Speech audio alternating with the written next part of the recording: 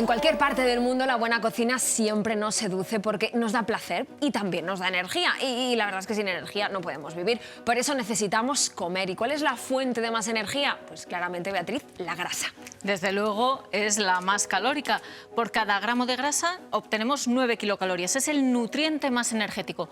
Por eso tenemos que comer grasa, por su energía, pero no solo por su energía, que cumple otras muchas funciones en nuestro organismo. Funciones estructurales, por ejemplo, forma parte de las membranas celulares o de la vaina de mielina que recubre nuestros nervios. También ayuda al transporte de vitaminas liposolubles, nos aísla del frío, incluso es necesaria para la síntesis de hormonas. Fíjate la cantidad de funciones que hace.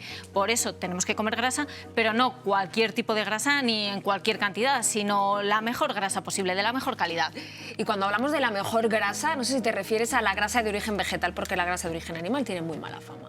Ojo con la mala fama, porque como pasa con todo, podemos ser injustos si generalizamos. Que la ternera tiene grasa, el pollo tiene grasa, pero no tienen ni la misma cantidad de grasa ni el mismo tipo de grasa. Hombre, por ejemplo, una pechuga de pollo tiene menos grasa que el muslo de pollo, o el lomo y el solomillo tienen menos grasa que las chuletas. Claro, los animales van depositando grasa debajo de la piel, alrededor de los órganos vitales, alrededor de los músculos, incluso dentro de los músculos, y ese depósito de grasa va a depender de la especie del animal, de la energía que les damos en forma de alimentación o incluso de la edad. Claro, la ternera lechal tiene menos grasa que el buey, por ejemplo, o la vaca. Sí, y la gallina más que el pollo, o el cerdo adulto más que el cochinillo. Y en los animales pasa, pues como en las personas, que la composición corporal va cambiando con la edad. A más edad, más depósito graso y menos masa muscular. ¿Y la alimentación de ese animal también influye en su grasa? Se me viene a la mente, por ejemplo, el cerdo ibérico, que tan buena fama tiene. Y mucha gente piensa en cerdo ibérico como cerdo ibérico de bellota, como si fueran equivalentes. Realmente, cuando hablamos de cerdo ibérico, nos estamos refiriendo a su línea genética. Ibérico quiere decir que es 100% ibérico, que sus padres eran también de la raza ibérica. Y luego, cuando hablamos de la alimentación, eso sería ya el apellido de bellota, de campo y de cebo, de manera que cuando hablamos de cerdo ibérico de bellota nos referimos a un cerdo que es de la raza ibérica y que además ha sido alimentado con bellota, con hierba o con los recursos de la dehesa. Y en cuanto a su grasa, el cerdo ibérico tiene el doble de grasa que el cerdo de capa blanca y es una grasa fundamentalmente insaturada. Es, en este caso, un reflejo, como decimos, de la alimentación. Sobre todo tiene un 50% de su grasa ácido oleico, precisamente porque ese es el ácido predominante en la bellota. Y tiene una característica también genética, que es capaz de infiltrar esa grasa en su carne. Es lo que conocemos como entreverado, veteado, marmorización. Y en este caso, ¿el lomo o el solomillo de este cerdo será carne roja o carne blanca?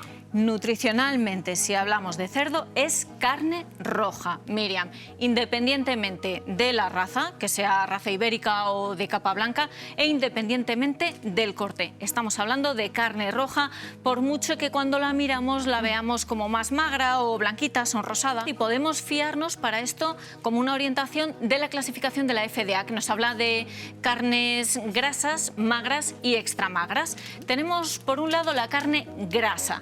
Es la que tiene más de un 10% de grasa total y más de un 5% de grasa saturada. Por ejemplo, estamos hablando de la carne de la chuleta del cordero lechal. Tenemos también la carne magra, una carne que tiene entre un 5 y un 10% de grasa y entre un 2 y un 5% de grasa saturada. Hablaríamos del lomo de cerdo o de la carne de conejo. Y la última, la extra magra, es la carne que tiene menos de un 5% de grasa total y menos de un 2% de grasa saturada. Y aquí es donde entran la carne de aves, por ejemplo, el pollo, el pavo y también el solomillo de ternera limpio de grasa, que tiene como mucho un 3% de grasa total y un 1,3% más o menos de grasa saturada. Entonces, ¿ese solomillo que has dicho limpio de grasa sería tan saludable como la carne blanca? No, Miriam, porque por mucho que sea un solomillo limpio de grasa, que es la parte más magra de la ternera, es una carne roja.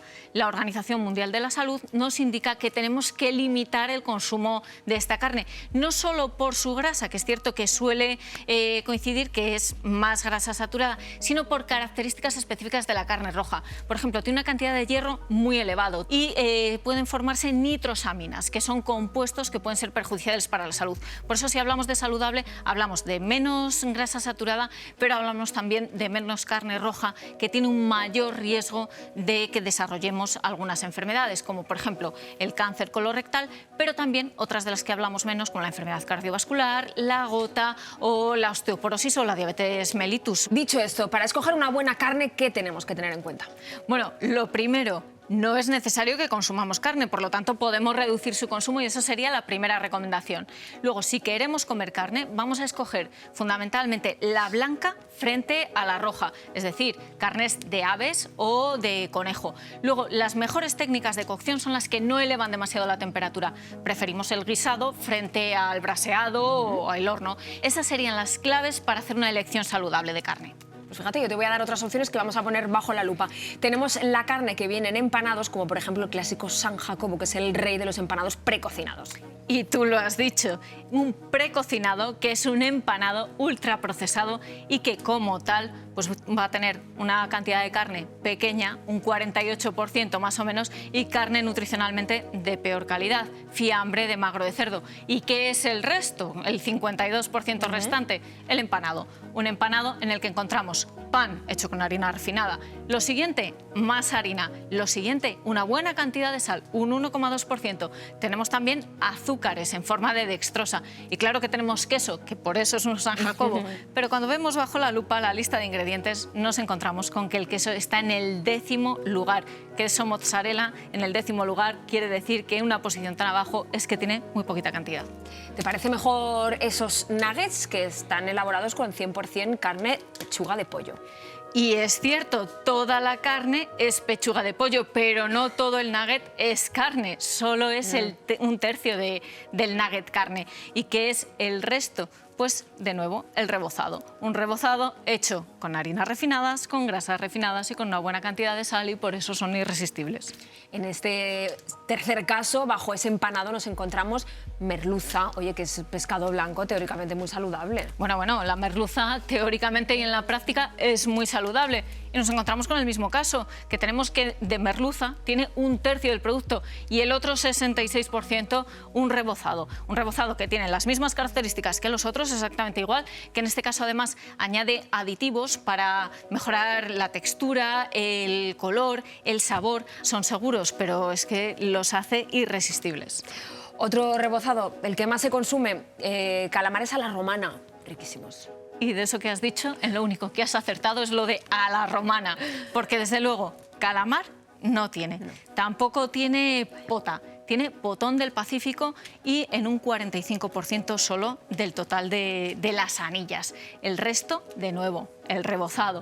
Un rebozado que ya te lo sabes, tiene harinas refinadas, tiene grasas refinadas, tiene una buena cantidad de sal, tiene glutamato monosódico para precisamente que nos sepa muy bien y que nos guste mucho, pese a que no tiene calamar, pese a que tiene una cantidad muy pequeña de potón. Y como tanto nos gustan y son tan fáciles de hacer, seguramente habrá alguien en casa pensando, a ver, Beatriz, por una vez, de vez en cuando, no pasa nada, ¿no? Claro, habría que ver qué es para ti el de vez en cuando y, desde luego, buenos para tu salud no van a ser.